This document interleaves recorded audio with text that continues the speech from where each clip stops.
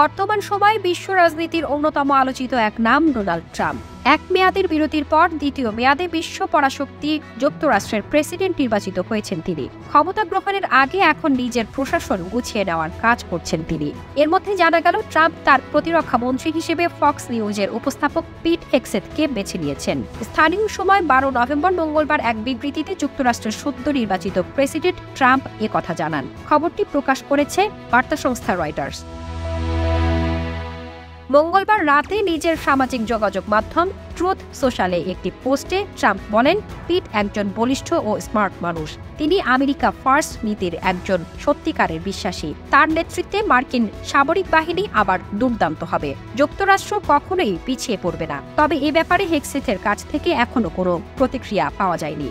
44 বছর বয়সী পিট হেগসেথ মার্কিন গণমাধ্যম ফক্স নিউজের উপস্থাপক। এছাড়া মার্কিন সামরিক বাহিনীতেও তিনি দীর্ঘদিন কাজ করেছেন। হেগসেথ সাবেক আর্মি ন্যাশনাল গার্ড ছিলেন। তার ওয়েবসাইটের তথ্য অনুসারে তিনি আফগানিস্তান, ইরাক এবং গুয়ান্তানামো বে এবং কিউবায় কাজ করেছেন। তিনি 2021 সালে সেনাবাহিনী ছেড়েছিলেন।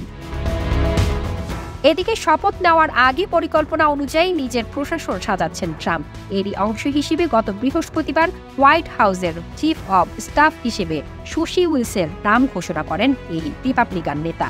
এরপরে যুক্তরাষ্ট্রের পরবর্তী প্রতিরক্ষা মন্ত্রী হিসেবে ফক্স নিউজের হোস্ট পিট হেগসেথের নাম ঘোষণা করলেন।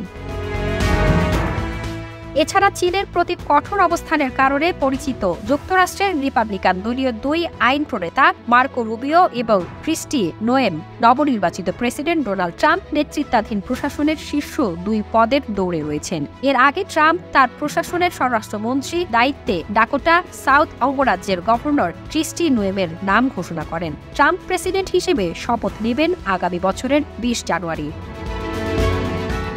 অন্যদিকে রয়টার্স জানিয়েছে মঙ্গলবার মার্কিন সিনেটর মার্কো রুবিওকে পরবর্তী পররাষ্ট্রমন্ত্রী হিসেবে মনোনীত করেছেন যুক্তরাষ্ট্রের নবনির্বাচিত প্রেসিডেন্ট ডোনাল্ড ট্রাম্প। আগামী জানুয়ারিতে ট্রাম্প প্রেসিডেন্ট হিসেবে আনুষ্ঠানিকভাবে দায়িত্ব গ্রহণের পর পররাষ্ট্রমন্ত্রী হিসেবে নিযুক্ত হবেন তিনি। এছাড়া ট্রাম্প প্রশাসনের নিরাপত্তা উপদেষ্টা হিসেবে নিয়োগ পেতে যাচ্ছেন ফ্লোরিডার কংগ্রেস সদস্য মাইকেল ওয়ালটস। আর পরিবেশ সুরক্ষা সংস্থা ইপিও এর প্রধান হচ্ছেন ট্রাম্পের দীর্ঘদিনের মিত্র লি জেলডিন।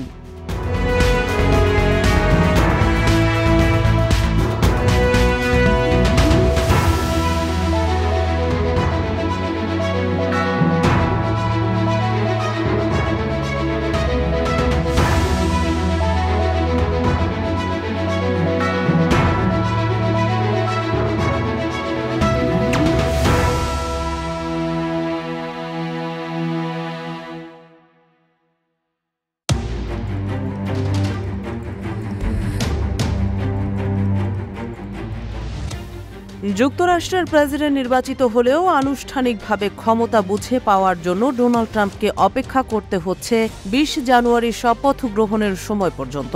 তার আগে ইতোমধ্যে নিজের প্রশাসনের প্রতিনিধি নিয়োগ কার্যক্রম শুরু করেছেন ট্রাম্প। বিশ্লেষকরা বলছেন, নির্বাচনে জয়ী হওয়ার পর ট্রাম্পের বিভিন্ন কর্মকাণ্ডে বোঝা যাচ্ছে তিনি ইসরায়েলি স্বার্থকে মাথায় রেখেই একটু একটু করে এগিয়ে যাচ্ছেন।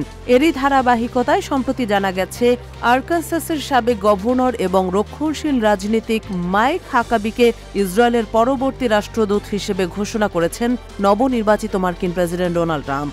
হাকাবি পশ্চিম তীরে ইহুদি বসতি স্থাপনের ক্ষেত্রে কট্টর সমর্থক। বিশ্বের অনেক দেশ পশ্চিম তীরে ইসরায়েলি বসতি স্থাপনকে আন্তর্জাতিক আইনের লঙ্ঘন মনে করে, যদিও ইসরায়েল এতে বিরোধিতা করে। 12 নভেম্বর মঙ্গলবার এক প্রতিবেদনে এ খবর দিয়েছে টাইমস অব ইসরায়েল। মঙ্গলবার সামাজিক যোগাযোগ মাধ্যম ট্রুথ সোশ্যালে ট্রাম্প এক বিবৃতিতে বলেন, মাইক হাকাবি ইসরায়েলের মানুষ এবং ইসরায়েলকে ভালোবাসেন এবং একইভাবে ইসরায়েলের লোকেরাও তাকে ভালোবাসেন। মধ্যপ্রাচ্যে শান্তি প্রতিষ্ঠার জন্য মাইক অক্লান্ত পরিশ্রম করবে।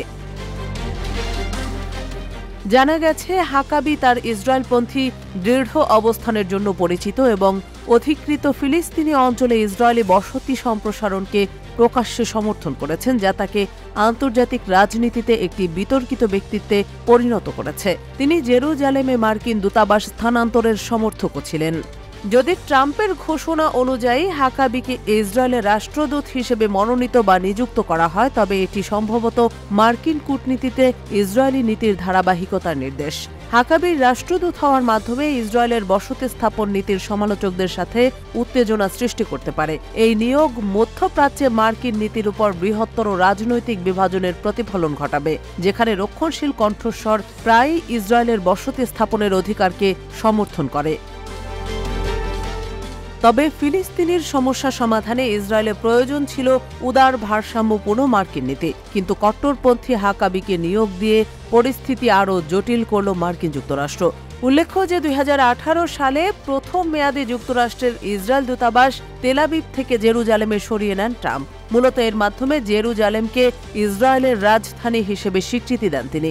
এই সিদ্ধান্ত মধ্যপ্রাচ্যের সংঘাত এবং উত্তেজনা বৃদ্ধির জন্য বড় পদক্ষেপ হিসেবে ইতিহাসে থেকে যাবে। আর এবার দ্বিতীয়বার ক্ষমতায় এসে আবারও হঠকারী সিদ্ধান্ত নিচ্ছেন ট্রাম্প।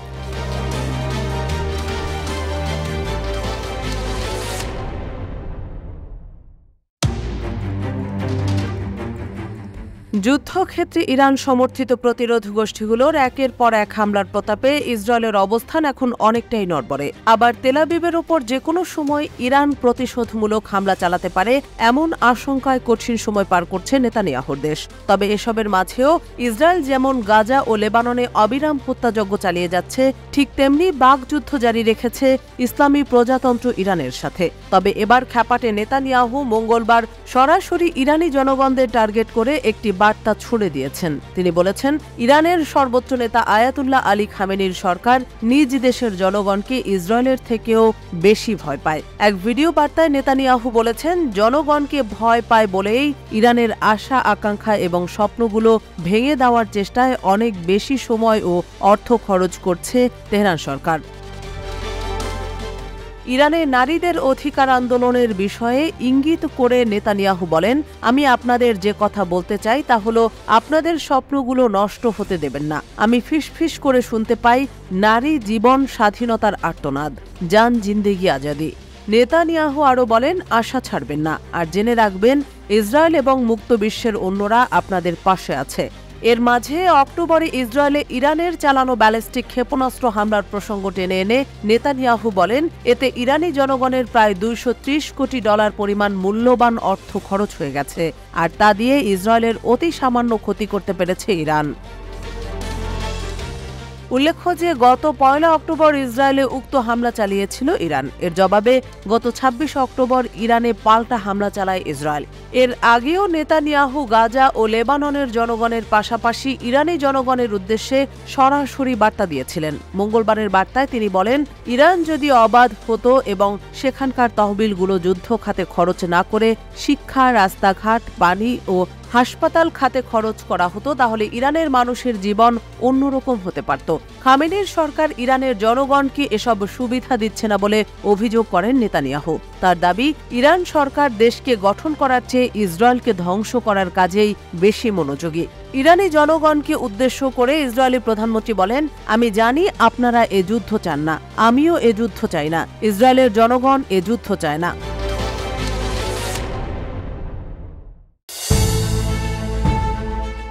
ইউরোপ ভিত্তিক আন্তর্জাতিক অপরাধ আদালত আইসিসি এর অন্যতম বিচারক হাইকেল বেন মাহফুদের বিরুদ্ধে গ্রেপ্তারি পরোয়ানা জারি করেছে পুতিনের দেশ রাশিয়া। জানা গেছে, রাশিয়ায় শীর্ষ ব্যক্তিদের বিরুদ্ধে মিথ্যা রায় দেওয়ার অভিযোগে 12 নভেম্বর সোমবার মস্কোর একটি আদালত এ পরোয়ানা জারি করেছে। আদালতের এক মুখপাত্র রুশ বার্তা সংস্থা তাসকে জানিয়েছে, রাশিয়ার আন্তর্জাতিক ওয়ান্টেড তালিকাতেও ওই বিচারকের নাম ইতোমধ্যে নথিভুক্ত করা হয়েছে। এ আদেশের অর্থ, হাইকেল যদি কখনো রাশিয়া সফরে আসেন তাহলে সঙ্গে সঙ্গে গ্রেপ্তার হবেন তিনি। এছাড়া হাইকেল যদি নেদারল্যান্ডস ছেড়ে অন্য কোনো দেশে যান তাহলেও ঝুঁকি থাকবে, কারণ যে দেশ সফরে তিনি যাবেন সেই দেশের সরকার তাকে আটক করে রাশিয়ার হাতে সোপর্দ করতে পারে। রাশিয়া বলছে, আইসিসির বিচারক বেন মাহফুদ শীর্ষ রুশ জেনারেল এবং প্রাক্তন প্রতিরক্ষা মন্ত্রীকে ইচ্ছাকৃত টার্গেট করার জন্য দায়ী। দোষী সাব্যস্ত হলে রাশিয়ার আইন অনুযায়ী বেন মাহফুদের 4 বছর পর্যন্ত কারাদণ্ড হতে পারে।